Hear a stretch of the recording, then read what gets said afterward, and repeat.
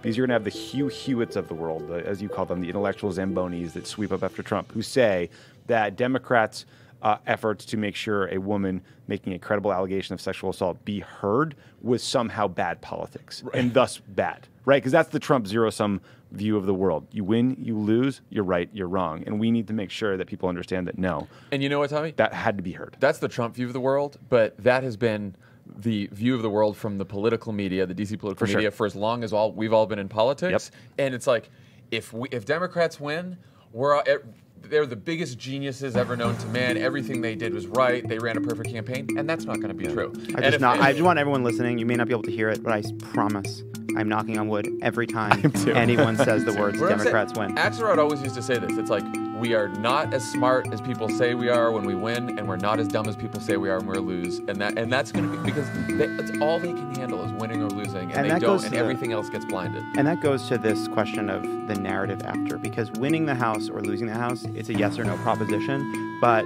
the actual interplay of Republicans, business politics around tax cuts and regulation and their racial politics around immigration, these things are going to be with us for a while. And regardless of whether or not we can say after the fact that immigration worked for Trump or didn't work for Trump, what we know right now is immigration is working better for them than their actual agenda. That even if this isn't enough to get them the victories that they need, we know that running away, that they don't feel like they have a platform they can run on. And Paul Ryan, I'm going to be obsessed with Paul Ryan saying this to fucking face the nation forever, but him saying how do we make inclusive, inspirational politics more strategic? It's actually a really good question. It's a really, really good question. How do we get Republicans to decide that there's a different kind of politics, whether it's anti-healthcare, deregulation, pro-tax cut for the rich, or using race baiting to try to win despite the unpopularity of the agenda? I don't know how you get them to moderate on policy. I don't know how you get them to de-racialize in order to win.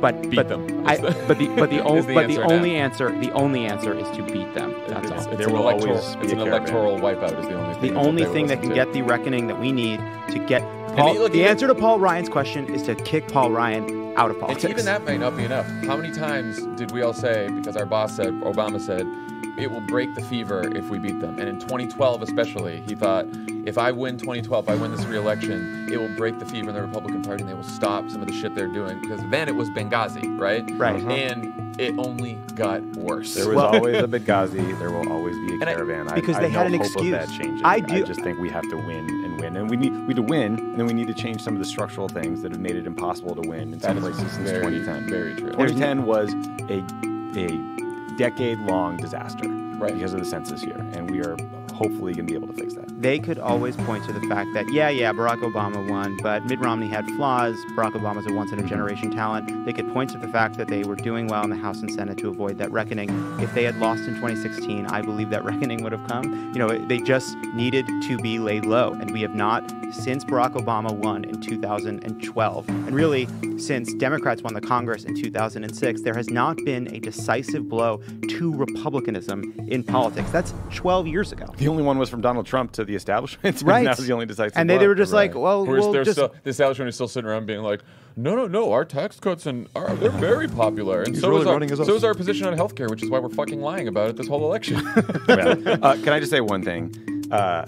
We're in a slightly dark place. I know I certainly am, but I want to say thank you. I'm in an anxious place. I'm in a very anxious place. I will never take anything for granted ever again. But I just want to say thank you to the Pod Save America listeners, because the people who listen to this show did not sit on their ass and just read tweets. Some couple quick stats. You guys raised $1.34 million for 20 targeted candidates that we started talking about. You raised another $785,000 for 11 targeted candidates. Back in the day, you guys raised like $400,000 for the Crooked 8 districts. That is on top of 207,000 people pledging to vote on Vote Save America. 20,000 volunteer shifts were filled through Vote Save America. Nearly 500,000 people use the Vote Save America voter guide. So, you guys, every time I went canvassing, there were 5 Pod Save America t-shirts. There were people, every campaign I met with, when we went to Beto's office, half the people there had gotten staffed up via Pod Save America somehow, we're listeners. So you guys were out in force. Yeah, no, it's been incredibly inspiring. I mean, that brings us to Democrats. We should be self-reflective before we know the verdict. That's right. Yeah. Are the Democrats closing well? Do we think they made any big mistakes along the way? Harder to do before we know the verdict, huh? I would just say all the judges are giving him 10s. Just 10, 10, 10, 10, 10, landing every triple axel.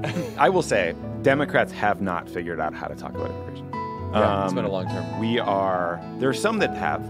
I think that Beto's been, we'll see if he wins or not, but I think like I hear him talk about it and I feel like he sounds honest and candid and understands that, you know, we need to have a border in this country. We need to have immigration laws and policies. But I think most Democrats have run scared, and when Republicans sense that, when the media senses it, it becomes a meta issue, which is why we're talking about the caravan still. I agree with that. I am very proud of the party for honing in on healthcare and particularly pre-existing conditions. And especially, look, the media narrative was not there for them. The media narrative kept pushing, and when you're in a race like that and all you see on the news is immigration, there is a real fear of like, maybe we have the wrong strategy, maybe we shouldn't be talking about healthcare all the time, maybe we got to go talk about this, maybe we got to move this way, that way.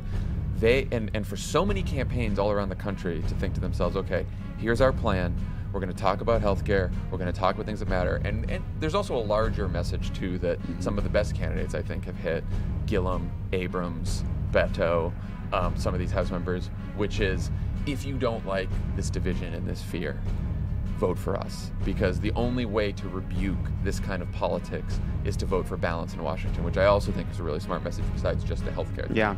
So look, I'm sure there's Democrats made plenty of mistakes along the way all over the places, but I to be perfectly honest, like, if we come up short on Wednesday, I do not think it will be because, you know, any Democrat the Democrats as a whole made some big, huge mistakes, except like you said, maybe not figuring out how to talk about immigration. But I think, you know, the healthcare message was strong, powerful. We know it matters to people. That's what voters are telling people in polls. That's what voters are telling people in person. The people we've talked to have said that. Yeah, so I was thinking about that too. So what happens if we wake up on Wednesday and we haven't won the House? What's the lesson there? What can you take away beyond just the fact that we have this uphill climb? Because that uphill climb isn't going anywhere, right? And we need to do better. And we should want to do as well as possible, even if we do win the House. And to me, what I see around healthcare is the model for how we need to widen out our approach to other policy areas as well. That on healthcare, what you have seen in the last 2 years is the Democratic Party shift to the left, and not haphazardly, but toward a simple idea of universal coverage through access to something like Medicare, right? That is now a pretty well established consensus view. It runs from people who have proposed, like Chris Murphy, a bill to make sure everyone has access to something like Medicare, all the way to Bernie Sanders and others who have been advocating for Medicare for all.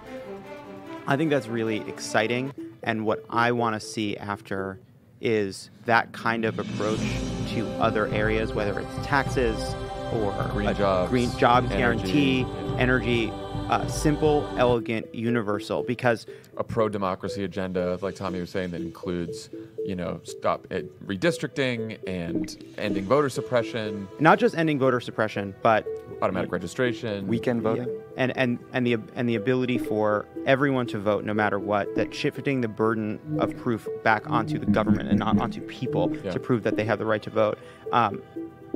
The healthcare, because the unity on the policy of healthcare is what allowed for the unity on the politics of healthcare. The fact we were able to keep Joe Manchin in line, Joe Manchin who voted for Kavanaugh, right? We were able to keep this caucus together because we weren't just adhering to a